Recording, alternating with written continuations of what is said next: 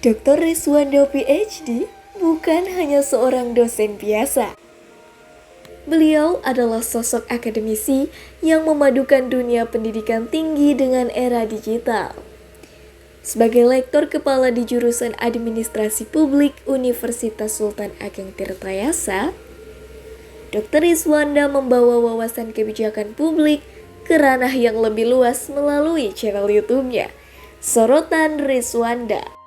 Lahir pada 12 April 1981, perjalanan akademik Dr. Rizwanda dimulai dari Universitas Katolik Parahyangan, berlanjut ke The Flinders University of South Australia untuk gelar masternya, hingga meraih gelar dokter dari universitas yang sama. Dengan keahlian di bidang kebijakan publik dan kebijakan sosial, beliau telah menghasilkan 5 artikel yang terindeks Scopus dan 107 artikel di Google Scholar. Ya, saya mengajar, menulis. Terkadang saya dimintai beberapa ulasan ya, baik itu sifatnya dari rekan-rekan media maupun kementerian atau lembaga. Nah, terkadang juga saya hadir di lembaga instansi ataupun entitas nirlaba gitu ya, ataupun instansi atau entitas komunitas gitu. Jadi ya kalau dikatakan bisa singkatnya adalah kami ya mengajar, meneliti dan juga melakukan pengabdian kan ya pada masyarakat. Saya hobi off-road pakai double cabin.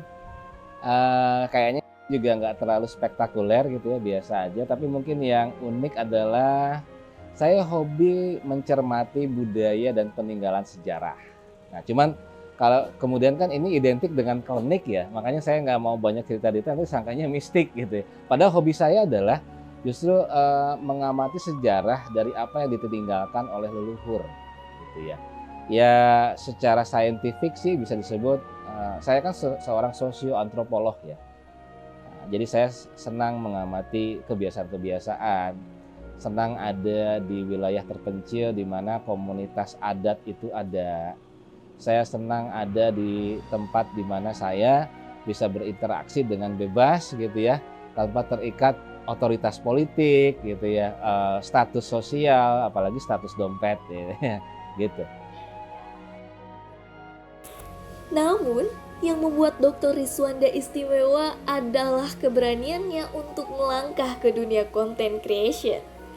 Sejak 21 Agustus 2021, channel YouTube-nya telah menarik 3.530 subscriber dengan 85 video yang fokus dalam membahas dan menyoroti kebijakan publik.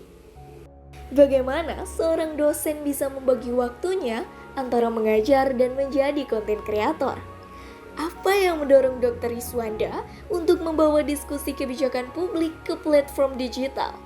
Mari kita simak kisah inspiratif di balik Sorotan Rizwanda dan perjalanan unik seorang akademisi di era digital. Ya waktu itu pandemi ya, kita yang nganggur, enggak sih. Ya Sorotan Rizwanda itu hadir di awal pandemi karena selain pada waktu itu kita kan di lockdown ya, tapi selain itu juga saya dan rekan-rekan wartawan senior termasuk mahasiswa juga ada di dalamnya, itu menghadirkan sorotan untuk edukasi pada publik. Jadi saya berpikir bahwa pendidikan itu kan nggak harus selalu duduk di bangku kelas gitu ya, bayarnya mahal gitu ya, lalu kemudian penuh drama ongkos gitu dan drama panas kayak di sini gitu ya. Nah pendidikan kan juga bisa hadir pada channel-channel yang juga nggak terlalu serius seperti YouTube itu sih. Dampaknya ya saya bisa menjadikan channel itu sebagai bagian dari kampus Merdeka Merdeka Belajar. Nah, orang kan seringkali memahami kampus Merdeka Merdeka Belajar itu secara apa ya? Secara definitif dan menurut saya kaku gitu. Padahal kampus Merdeka Merdeka Belajar itu ya channel itu. Gitu, bahwa belajar itu dimanapun ya. Merdeka bukan berarti nggak masuk kuliah, tapi memerdekakan cara kita belajar dari remote-nya gitu ya, dan drama-drama lainnya. Merdeka Belajar itu kan sebenarnya marwahnya yang diingatkan Pak Menteri itu ya bahwa pengajarnya ikut terlibat berpartisipasi Jadi bukan teacher student lagi, tapi teacher and students gitu. Nah, di channel itu kan saya menghadirkan bukan hanya teman-teman mahasiswa S1 ya, di situ ada mahasiswa S2 yang memang anggota dewan, politisi, di situ ada teman-teman mahasiswa yang memang sedang menyelesaikan studi doktoral misalnya. Nah, di situ kan mereka jadi punya kiprah, jadi punya wadah, jadi punya saluran untuk menyampaikan buah pikiran itu sih. Ya lebih terkenal enggak sih, Pak Hasan, panggilan manggung saya semenjak ada channel itu sama-sama aja. Saya menjadikan channel itu bukan sebagai beban, tapi sebuah kesenangan. Jadi saya nggak mengharuskan plot waktu di mana saya kumpul dengan teman-teman wartawan, ya saya ngobrol gitu ya. Jadi kalau Anda lihat di channel saya itu kan saya ngobrol aja sih gitu ya. Ya meskipun saya bukan selebritis kayak Deddy Corbuzier, tapi paling tidak di situ kita nggak serius bener-bener bikin channel yang wah waktunya mesti habis 5 jam gitu, enggak juga. Channel saya paling lama itu kayaknya 15 menit deh. Ya. Kalaupun ada liputan webinar ya itu sih bonus. Ya tapi kalau Pak Prabowo WA ya saya senang, enggak bercanda sih.